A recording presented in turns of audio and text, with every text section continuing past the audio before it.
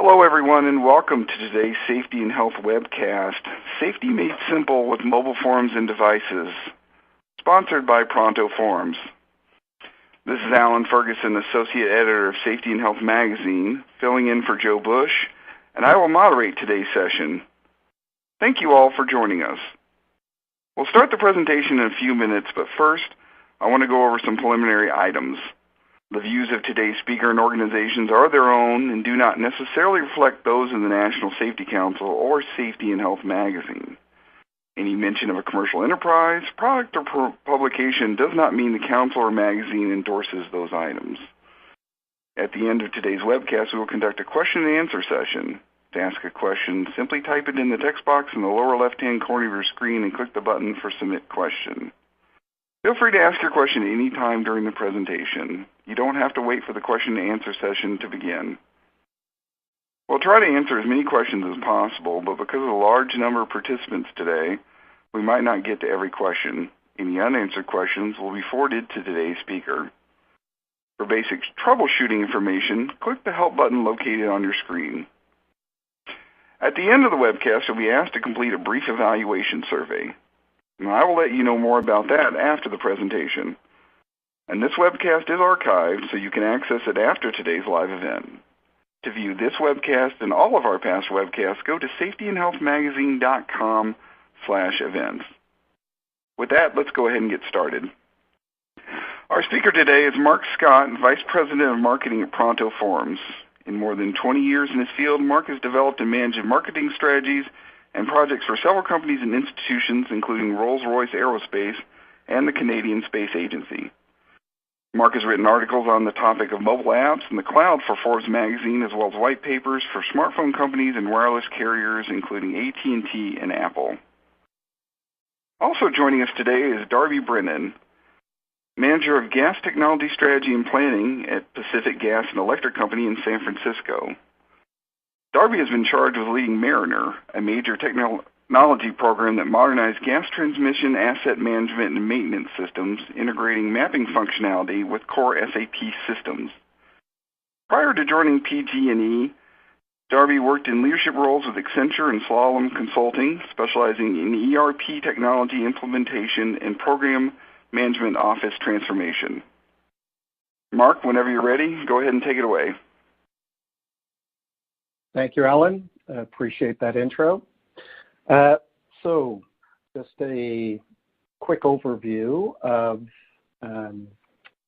what we're going to be talking about today. So I'm going to start the presentation with an overview of a survey that we did with over 400 companies to learn about best practices related to adopting technology to improve compliance and improve overall environmental health and safety. And that portion of the presentation is going to take, I'm going to say about 20-25 minutes.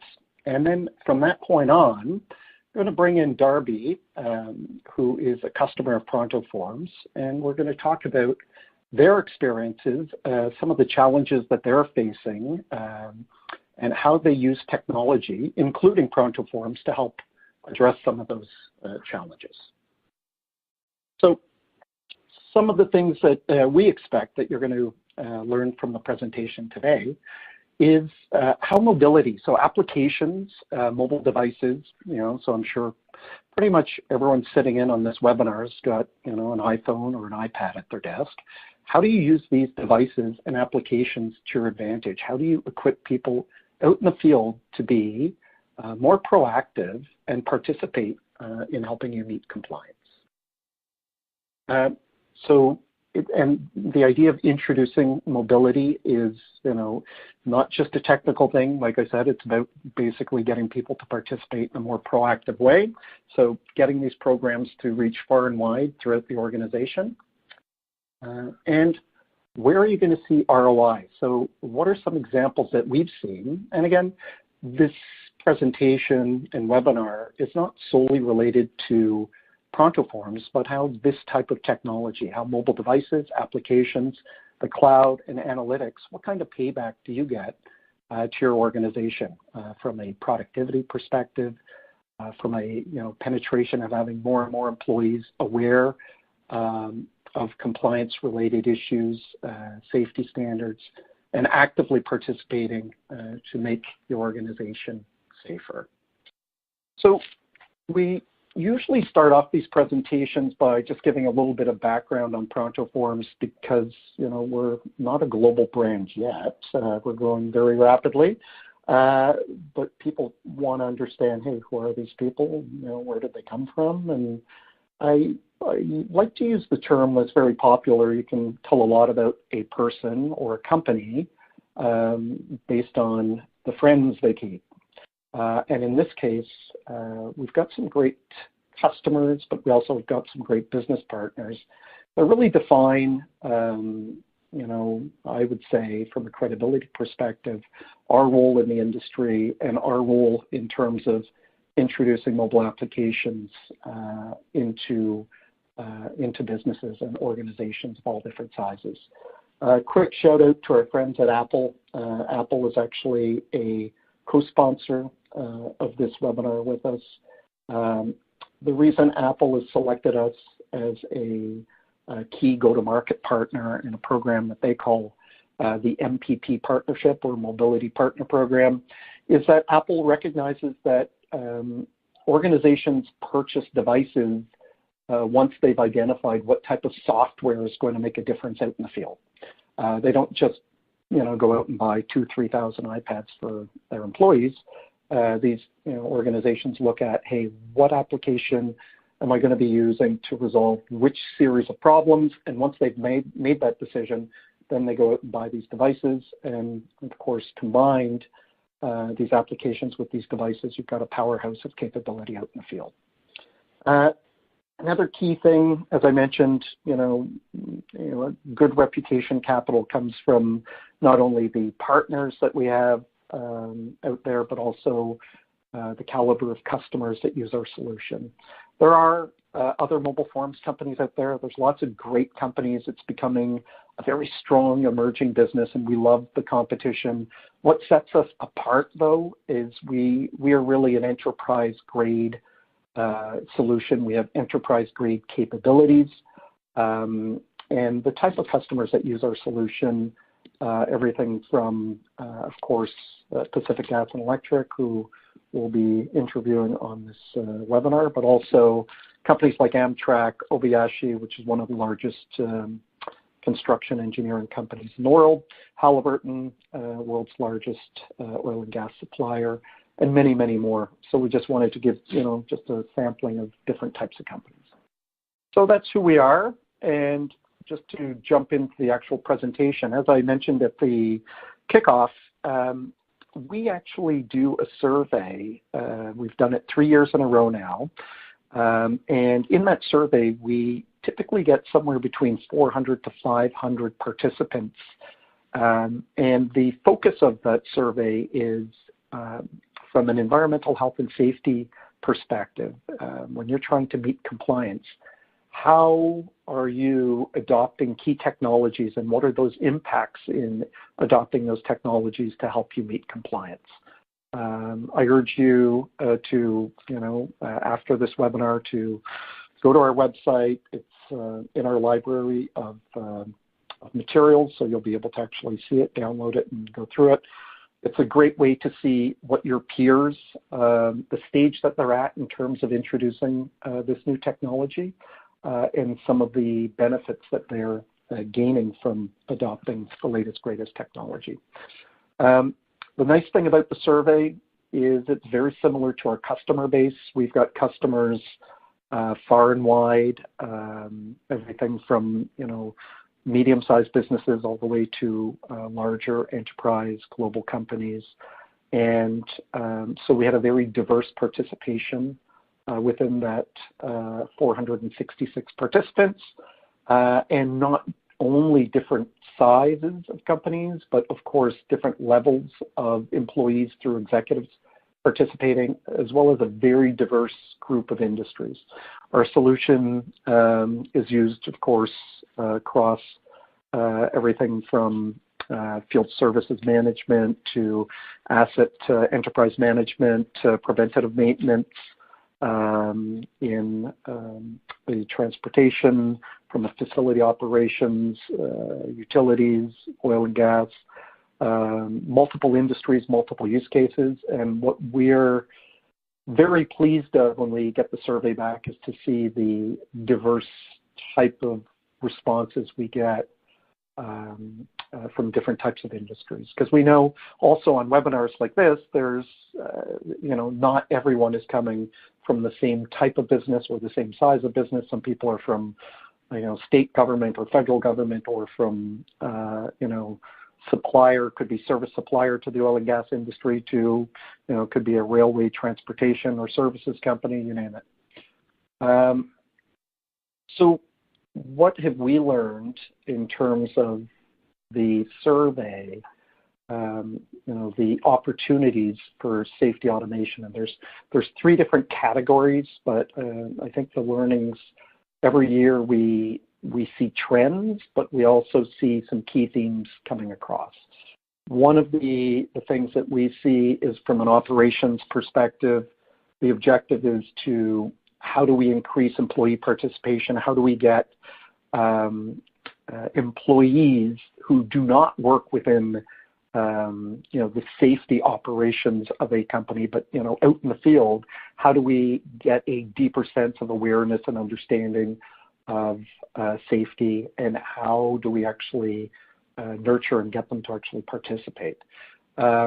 Next would be ensuring employees, their work certifications, so the type of training and knowledge that they need to have, make sure it's up to date and does not expire.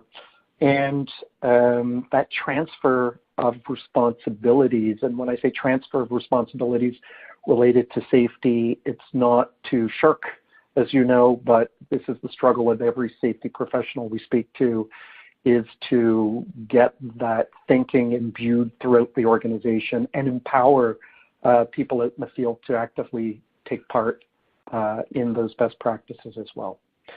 So from an administrative perspective, one of the key opportunities of introducing these type of technologies is embed safety as part of everyday business processes.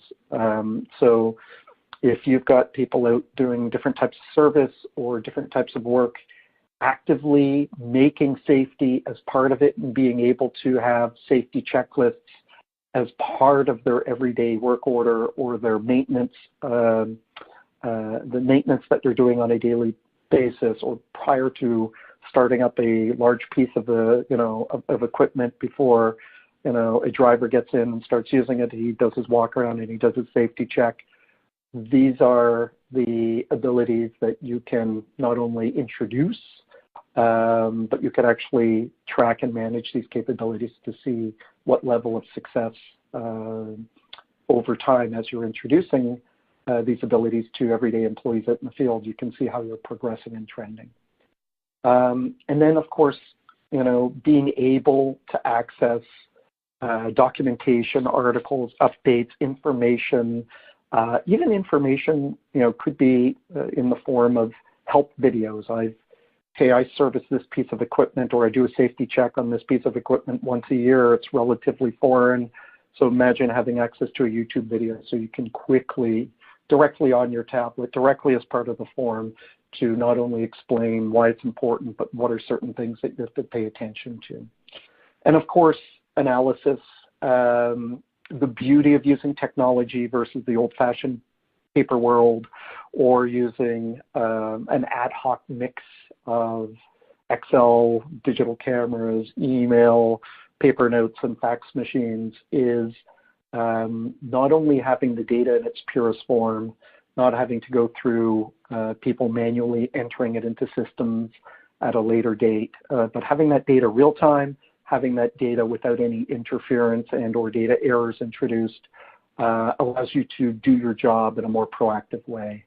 And really, that's why everyone's here, is if they can figure out how to introduce this type of technology to make them, empower them to, be more rapid in their decision making, identify issues related to individuals or groups or regions in a quicker way, that makes you better at your overall job.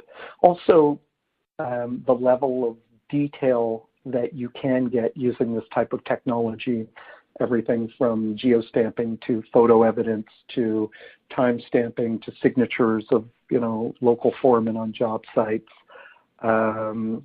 integrating, weather into weather conditions into forms and temperature.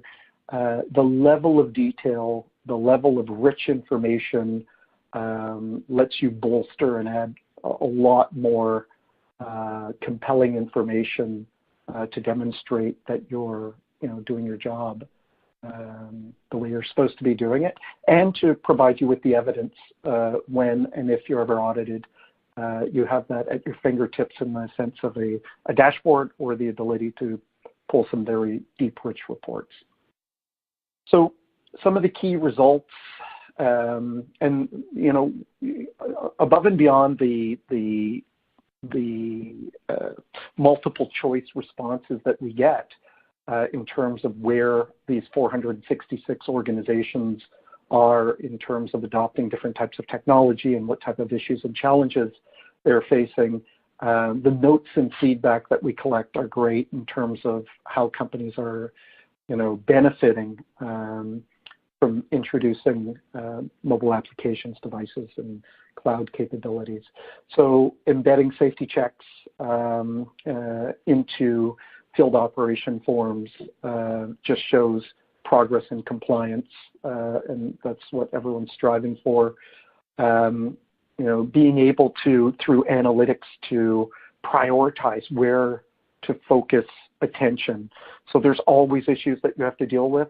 The question, that nags people on this webinar is, are you focusing in the right area at the right time? Are you, so having those analytics reports and those dashboards to identify where are the issues more, where are those flare-ups and how do you deal with them? That data is invaluable for helping you prioritize different decisions of where you focus you and your team's efforts. And then, of course, you've got different types of regulatory reporting, and you want to have a tool out there that empowers people out in the field, that they feel the tool is adding value to their daily work. And if there's a sense and feedback that you're getting that, the people out in the field are too tasked already, adding layers of, security questions or safety questions to them is going to labor them even more.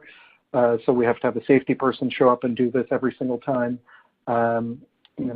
If you can, by introducing this type of technology, reduce the effort and time putting into it, and still improve and, be better at your, compliance, then you're moving, obviously, in the ultimate right direction. The other key thing is you and your teams collect this vital information, but this data has to be shared with different stakeholders in different ways.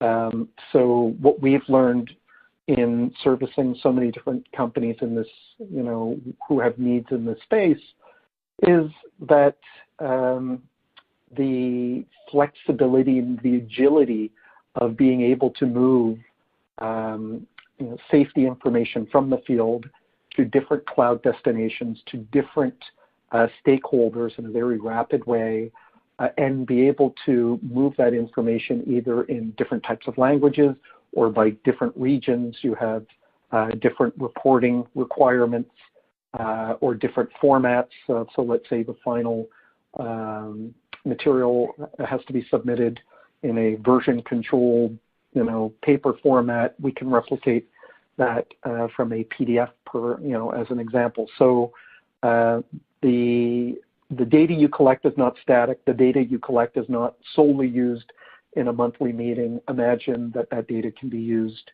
in very simple workflows to be sent to different teams and could even trigger different types of actions. And that's the key, is once that data becomes portable, it becomes incredibly valuable and useful to your organization. And then ultimately, and we've touched on this a few times, but we know this is one of the key goals that's brought up through customers that are looking to adopt this technology and they come to see us is how do we transfer more responsibility to people out in the field? And like I said, if it's done in the right way, if it's integrated into their daily tasks and what their work is, and it becomes seamless and easy for them to use, and it becomes a tool that makes them more productive, it's something that gets adopted much quicker. So I guess some of the things that we found out in the survey is, of course, there's lots of different people that participate in safety, but if you look at how frequently a supervisor is at a field location or a safety inspector is at a field location versus field worker or equipment operators, there's a massive difference.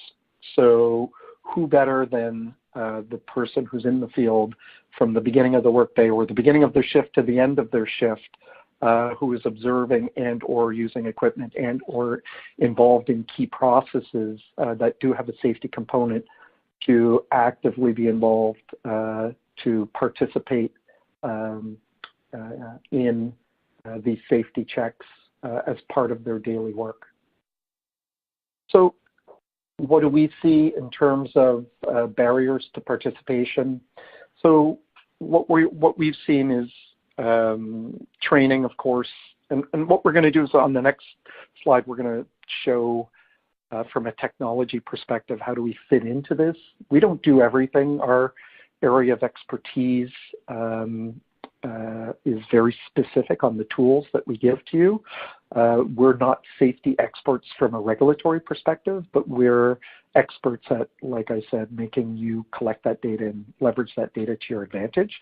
But those key areas are training. So you really, as everyone knows here, safety is all about training, make sure there's an awareness, make sure people understand what they need to do. Tools, you could have the best tools in the world, but if they're not designed to be easily adopted and used, then you've got an issue. If you've spent a lot of time on a project and you're not seeing it take flight, no one wants to bear that burden.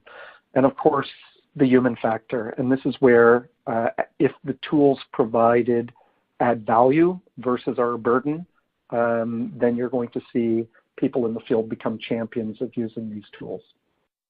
So as I mentioned, there are elements of where we participate and where we don't. And we, again, there's lots of very sophisticated senior people on this webinar who are looking at this and say, well, that's a bit of an oversimplification. We're definitely at 35,000 feet. But what we like to do is break this world into two areas, which is the safety program, which is the planning and the training, and then the program execution, which is tracking, remediation, prevention, and compliance reporting. Our expertise is providing you those capabilities, the tools, the everything you need to be successful in the program execution. And there are phenomenally great consulting groups, tools, and systems on the safety programming side. That's just not the space that we play in. So just very quickly, going to talk a couple of product slides, then we're going to jump into, and we're trending pretty good in terms of time. So going to move towards the interview with Darby from PG&E. But very quick, our solution is really designed to help you, adopt and get safety permeated through your organization. We do that through a very simple, mobile application. That's, if someone knows how to use Facebook, they'll know how to use our solution. Oops, I jumped ahead a little bit there. And we've got, of course, great compliance capabilities back in the office. You can track, are you trending, are you working in the right direction, and tracking your overall success. So going to jump into an actual workflow of how our solution works very rapidly. Oops. There we go. So essentially, a safety inspector will either be dispatched some work that they need to do either from the office, from their supervisor, could be an IoT sensor. They basically, they do their work out in the field, and that work can be, I'll use one example, inspecting a piece of equipment. And when they do that inspection, there could be a pass-fail. So like I said, we'll keep it at a simple way for now. The beauty of the solution is that you can trigger a series of flows or workflows of data based on what happens at that point. If it's a pass, it can simply and automatically send a PDF document to an operations supervisor and a safety manager saying all is good. And if there's a fail, there could be a notification by SMS to a supervisor who can say, hey, I've got to trigger some emergency service, get that piece of equipment fixed right away.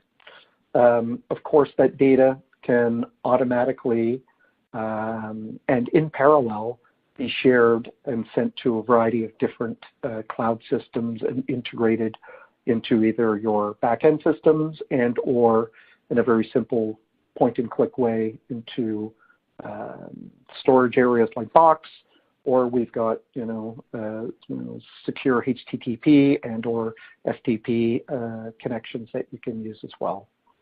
And of course, you can create dashboards that you can share, as well as reports that can be automatically scheduled and routed. So just one quick thing is I did mention Apple is a big supporter of us. We do a variety of live events with Apple. We do webinars like this. We do content like ebooks and white papers on how to improve productivity or, of course, health and safety out in the field. And we're great champions of iOS devices. Our customer base is pretty close to 70% on iOS. Great solutions, great portfolio of different devices of all different sizes, everything from, of course, iPhones all the way through a mix of different types of iPads, everything from the Mini to the iPad Pro, and really above and beyond, just great, beautiful devices. When you're launching an endeavor like this, the adoption is key. So the beauty of Apple is they are the king of usability, as we know. So great user interface. From an enterprise perspective, Apple spends a lot of effort and has very sophisticated tools to, of course, manage users, but also it's a very secure platform. Of course, there are advantages of unifying on one platform. Our solution, of course, works across different platforms. Apple knows that as well. But, there are, in some cases, benefits of being on one. Of course, there's a, broad ecosystem of different accessories, tools, software that are enterprise and also very basic tools that complement ours as well directly on the iPad. So we're about 28 minutes after the hour, and going to jump into the section of the presentation that generally we get the greatest feedback on, which is the interview with a customer, and we've got Darby Brennan on, and I'll just do a quick hello to Darby, make sure audio's good. You can hear me okay? Hey, Mark, how you doing? Thanks for having me. Excellent, Darby. Well, welcome. Hey, so Darby, just to kick it off, maybe if you can just give us a short little introduction about yourself and your role over at PG&E. Sure, yeah. My role over at PG&E now is I manage the planning and portfolio management for all of the gas technology initiatives we have from an IT perspective. I'm aligned with the line of business, and I run the partnership between our IT organization and our gas operations organization. I came to know Pronto through a program I ran over the last few years called Mariner, and it was actually a very large IT program where we actually had over $150 million budget. And it was the result of a gas pipeline safety incident that occurred in 2010. We had a 30-inch gas transmission line rupture in a suburb outside of San Francisco called San Bruno, and as a result, there was 12 lives lost, and over 38 homes were destroyed as a result of that. The NTSB and the Department of Transportation performed an investigation, and one of the key findings of that investigation was, beyond the physical reasons for the pipeline failure, one of the things that we could have done better to prevent the incident was improve our record keeping. The Mariner program was a technology program designed to directly and very aggressively address that. What we did was, in order to increase records, we needed better visibility to our asset information. So where are our assets? What do they consist of? When have they been put in the ground? And also, what is the planned maintenance associated with it? What corrective maintenance have we done associated with that particular asset? And how do we maintain compliance? The key driver of our ability to do that, we ended up upgrading our SAP system to improve our asset information. We integrated it with our mapping system, our GIS system. But really the key thing that makes it all work is, how do we validate as much work where it physically occurs? The way we do that is we really found a need to improve our form capabilities. Now, the challenge with that, doing it in an SAP environment, and you're creating large as-built files that tell us how our assets are constructed, the real key is being able to get the form information. So where we focus and where we were really challenged in being able to deploy this technology and actually digitizing forms in a way that was not neat. It wasn't even a question of cost effectiveness or ease of implementation. It was just, we were digitizing the right forms in a way that made sense from a compliance perspective, and a safety perspective was really challenging. And that's where Pronto came into play. We first looked at our atmospheric corrosion mechanics, and we piloted a quick solution with that, and really gave us a real easy way to implement a digitized form that is able to get atmospheric corrosion meter readings and really fulfill some of our key compliance information. And we found a lot of ways to get that information into SAP. And what really worked for us was the solution was pretty easy to implement. We were able to implement it quickly and fairly easily. We were able to get really good feedback from the users in real time, and we were able to make changes quickly. The icing on the cake for it was it really didn't cost that much to implement, especially relative to the cost of the major capital components of the program.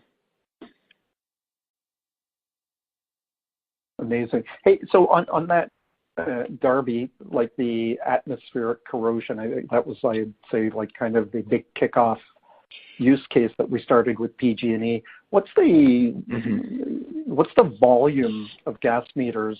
And I believe you guys do it in a relatively short period of time each year.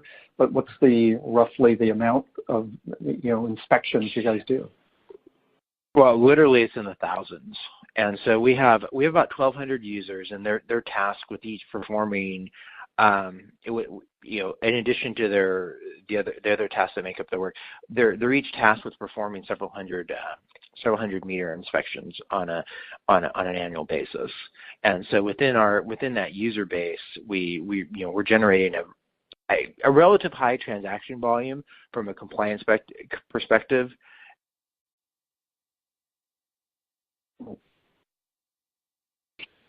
Darby, you still there? Yeah, I'm still here. Yes. Okay. No, sorry, I just got a gap there for like 1 second. So so keep going. Yeah. Yeah, so we have a relatively high transaction volume. So the ability to do, the real challenge, and kind of looking at that from the perspective of being able to validate that work and actually capture that work electronically, and being able to upload it into our enterprise systems and interface with the enterprise systems, being able to do that out in the field of the source of work. If kind of to give you the perspective, here's our old process, our legacy process, where I was an AC meter reader. I would go out in the field, I look at that atmospheric corrosion meter, and the purpose of that is to prevent corrosion within our pipeline assets. I'd go out there, I'd fill out a paper form, I'd go back to my truck, I'd go on to the next site, do the reading. And then at the end of the day, I'd go back to the yard. I'd hand a stack of paper to a clerk, which is all the forms, all the inspection forms. That clerk hopefully the next day, if not a 2 to 3 day period, would go through their backlog of forms and be, very physical, very paper, very, a lot of multiple people touching it, a lot of opportunity for error and potential compliance issues. And if we don't have, the key thing about this process, this is not a paperwork compliance exercise. Corrosion is one of the biggest risks to asset failure within our area. So having accurate and timely information and the ability to then generate notifications if corrective action needs to be taken is really a key part of that process, particularly in this use case. So having that process digitized and the ability to generate follow-on notifications as a result, that it literally saved, first of all, the field user satisfaction was off the charts. Anecdotally, they're immensely happy by it. They knew that the work was, they knew that they're getting the meter in, they knew it was getting in the system, and it was usually in before they started the truck and moved on to the next job site.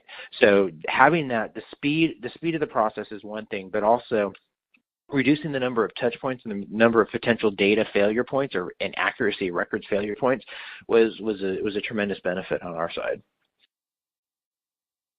Amazing. It's great. Hey, so I'm going to want to touch on, because you jumped into a great detailed overview, and what we see with PG&E is I would say pretty strong similarity in terms of gaps that the company's trying to fill. And in our discussions that we've been having, including today, it really seems to align with those key areas where we really help really help you guys do your job better. And the 3 areas that we see are that agility, and I'll call that agility really comes from being a mobile first solution. So when you, like what you described, and we hear it from, I don't care if it's in the aviation business, if it's the, utilities, oil, gas, or if it's in transportation, is that the legacy systems, and these are great systems if you've got, an enterprise asset management system or GIS, APM system, you name it. These systems were designed, prior to, as I mentioned, everyone having one of these webinars, everyone having an iPhone in their pocket or an iPad, in their van. So they weren't designed as mobile first, and generally let's say the solutions that sometimes are attempted by these companies, and they're great, we're partners with a bunch of these companies, we only say glowing things about them, but generally they seem to lack that agile mobile front end that allows you to take advantage of these, applications and consumer grade devices that are state of the art. So that's one thing, and I'm just curious your feedback on that. Well, that is precisely our experience, and I think the real challenge for us is having a legacy enterprise platform such as we do. And when we've been an SAP customer for over 20 years, we are I believe we were one of the first utilities to deploy SAP. And I think the challenge you see, and as exactly as you said, Mark, is that over the last couple of years, this mobile first approach is really taken on. Even as a matter of fact, we started a mobility center of excellence over the last couple of years, and they're taking a product management. They're doing a lot of work to generate mobile solutions. I would say even a lot of the work we've done with Pronto initially was a prototype or a pilot to kind of understand where some of the key needs are. And even then, they use this group, we call them Digital Catalysts. They use a lot of our findings from our experiences in deploying ProntoForms, deploying these mobility strategies out to our field users is really giving them some key learnings as they try to improve our overall, because really our mobile strategy too, it's directed in how we use mobile technology in the field. We're actually, because of our impetus for safety and compliance, our focus from a mobility strategy standpoint is technology enablement in the field, utilizing whatever mobile techniques we have. Yeah, agree. And that's the, a very strong theme out there for anyone in the field is this enablement is give these field workers a tool that empowers them and just makes them, makes them feel good about the tool because it's adding value to their work. It's not drudgery to use. So that simplicity, that adaptability, plus also the familiarity of these devices, right? I mean, and that's why we always work, and Apple's a big proponent and supporter, and they've worked with our engineers from a, user experience, simplifying that overall use and design of the interface of the solution itself. Yep. Exactly. And our private, go ahead. Go ahead. No, go ahead. Yeah, I was going to say, and I'm using air quotes here, our previous quote mobility strategy was we were deploying ruggedized laptops, which was out in the field, and there are these large 9-10 pound bricks. It's a kind of a watered down Windows experience, poor performance. You have to go back and physically reconnect. Really a lot of challenges out there, and so the creating the real challenge that we faced was how do we bring the consumer grade experience to this mobility to our field users. And really the only challenge we had, and which we were able to overcome, is that there are certain user groups that work in gaseous environments and therefore require an intrinsically safe device. So fortunately, there are solutions out there now that can render even consumer-grade devices, particularly the iPad, intrinsically safe. So we're able to even overcome that hurdle. Amazing, yeah. Agree that we've seen, and we always get questions, because some of our customers, including Shell and others, are strong proponents of using iPads, and we get questions saying, "Oh, they're not intrinsically safe." There are solutions, wraps, and cases that basically make these solutions safe to be used in those type of work scenarios. Hey, so here another thing that we're seeing, and I'm bringing up these commonalities, and it's really in line with our discussions, is these maintenance and service records is we're seeing that as a challenge, and we see where that agility of our solution adds that that value of making these records let's say more detailed, more accurate, adding, I'll call it let's say rich data to make those records really make them come alive. There's taking advantage of all the capabilities of these devices and applications to make your maintenance records even more robust. Maybe if you can, what's your reaction to that? Well, Mark, I think you actually touched on really well how we expanded our use of Pronto once we had a successful with our AC inspection teams. Is we really started to bring those out. Like we started to expand our use of Pronto into what we consider our core forms. Like our core fundamental form, maintenance form, is called an A form, and really it's a very lengthy paper form that captures a whole plethora of information. And what we managed to do as we deployed the latter part of Mariner was to use Pronto to actually convert this form and to use it in other groups. Like, for example, our rectifier forms were converted to Pronto. Our A forms were converted to Pronto, and we're capturing key maintenance information in SAP. Because I think that from a safety perspective, and above and beyond compliance, from a safety perspective, the key thing for us is to be able to we do our planned maintenance on an asset, and we we complete the required form information. But a lot of times, if we're doing a routine inspection or routine planned maintenance, there will be some other abnormal operating condition that is found, or some corrective item that is found, and the ability to create a follow-on to capture that information and create a follow-on notification is really key. But more important as well is being able to capture really good, snap really basic stuff. Being able to snap a picture of the valve or the pipe, or saying, hey guys, we need to fix this, and being able to provide really robust information. You can do two things. You can geotag it, and you can snap a picture, and you can provide really good additional contextual information that Pronto makes it really easy to capture and, more importantly, integrate into our systems. Great. Yeah. And so that's, again, this layer of agility that we, being a mobile first company, but also that workflow capability. And I guess that's the last little, feedback I'll ask you on is one last point, and it's kind of connected to that. It's connected to, the complexity of compliance reporting. And if, you touched on it at the beginning, but there's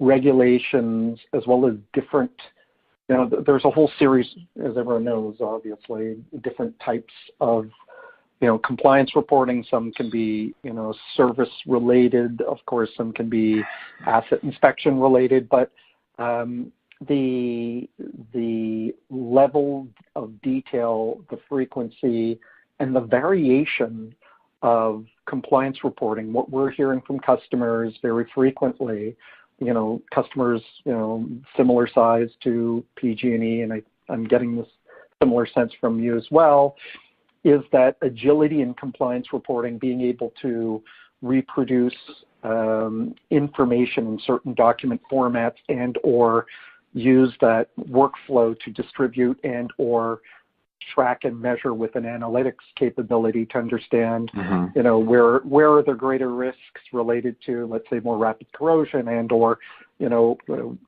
let's say safety checks not being done by certain work groups at the frequency they should be. Maybe if you have a bit of feedback on that. Oh boy, yeah. There's a lot. There's a lot we're doing. There's a lot we're doing around that. It's really one of the key. It's really one of the key areas which we're moving forward on. Kind of our end state vision for mobility within our asset management and maintenance capability is what we call mobile as-builting, and really the key is we want to be able to capture as much information. I keep on talking about it as like capturing as much information about the job where the actual work is performed, and our plan is to take that even further, whereas that being able to pull in survey information, being able to pull in all of the as-built-in information as we're doing the work. So if we're repairing a section of pipe and the job packet, digitizing as much as the job packet, the as-built job package as possible, because the key thing is that you talk about the analytics here and the compliance reporting, and the way our process works is that we have kind of the virtuous cycle of our asset maintenance function really is driven by the construction work we do feeds into what is called our integrity management function, which is it's a risk-based work planning methodology where we determine our maintenance planning for the upcoming work cycle by determining based on a complete risk-based planning method. It's where's the asset located? So is it in a highly populated, what we call a high consequence area, where there's a school or a population center, or an area where if there is a safety incident, it could have obviously a horrible adverse effect. And also, what is the current condition of the asset based on the plan and corrective maintenance? And the key driver, the key thing one of the key concepts we want to drive through in this mobile as-built-in feature is materials traceability. Is one of the things we were able to pilot at on the transmission side coming out of Mariner, is that we were able to implement batch material traceability in our transmission assets above 16 inch and above, and we want to expand that further. But one of the key things we need to do to be able to do that is to capture more data. So to invoke materials traceability is being able to capture either by a barcode, QR code, even we're looking at sensors and bots and things like that as a kind of a pie in the sky version of it. But the mobility element is what's going to enable it. Great feedback.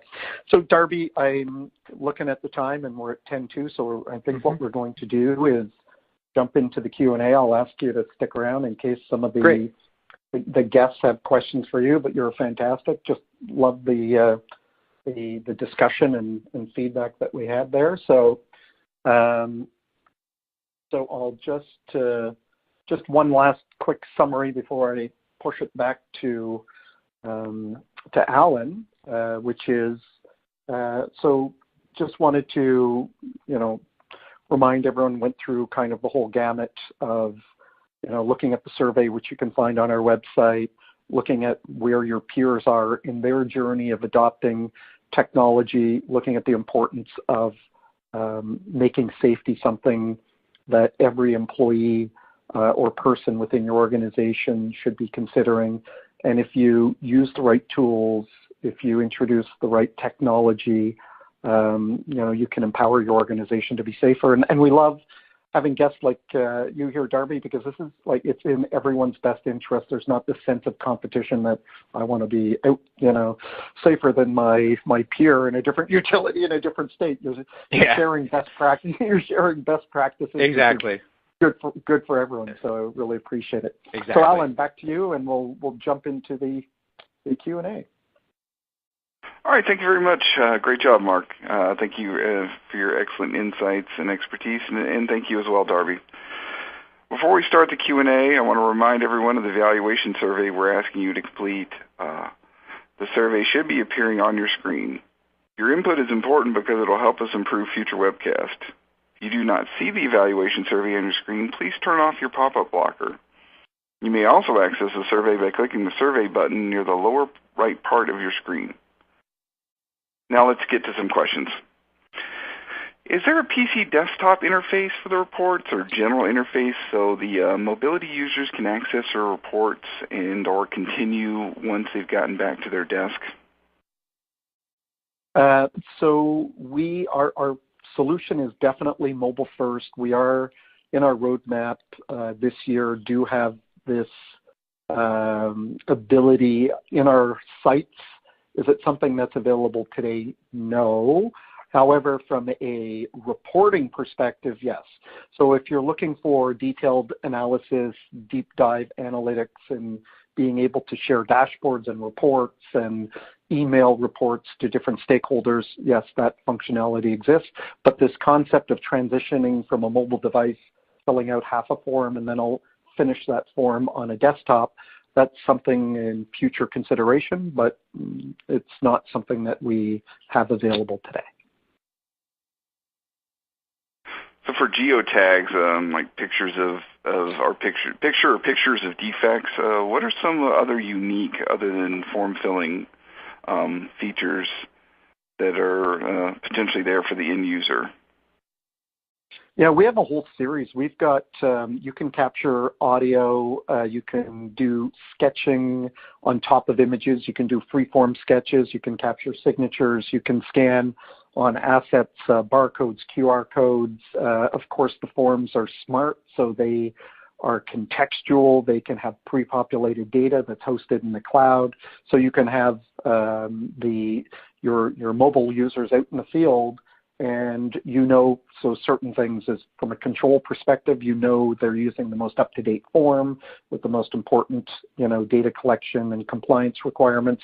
But you can also ensure that the data that is connected to that form, which is managed either in your back office or in the cloud, anytime you update that, it updates the forms automatically. So they're very dynamic, very smart, and virtually any capability that you have with the smartphone, we can incorporate that type of medium into these forms. And as I mentioned, things that are very popular as well, there are companies that have thousands of forms. So the example I used, if there's a piece of equipment that's inspected rarely, you could have a embedded link to a YouTube video with details about that, the type of inspection, the piece of equipment. You can have historical information pre-populated into a form. So when you scan a piece of an equipment and you're ready to fill out the form, it could have the last time date, date and time that piece of equipment was inspected, by which inspector, who signed off, who's the supervisor that signed off at that date. So very dynamic plus very contextual capabilities. So if you're doing a room-to-room inspection and you come across a certain compliance issue, you can automatically have new fields open up based on the questions you answer versus having to flip through multiple pages. So they are very smart and very dynamic.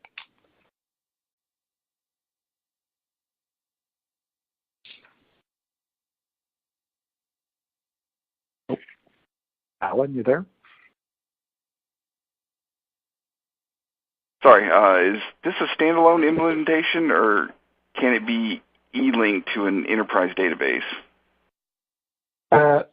So again, one of the key differentiators for us is that we are a solution that deeply integrates. I think Darby gave some tremendous examples of, different initiatives they have on their side related to enterprise asset management, as well as ongoing initiative related to GIS systems. So we, out of the box, if you wish, we have point-and-click integrations and connections to very popular cloud services, or things like secure HTTP or FTP services, Amazon, Box, you name it. But we also do have an open REST API to make the connections to different, let's say, more unique, custom, proprietary systems. You can connect it as well, by all means.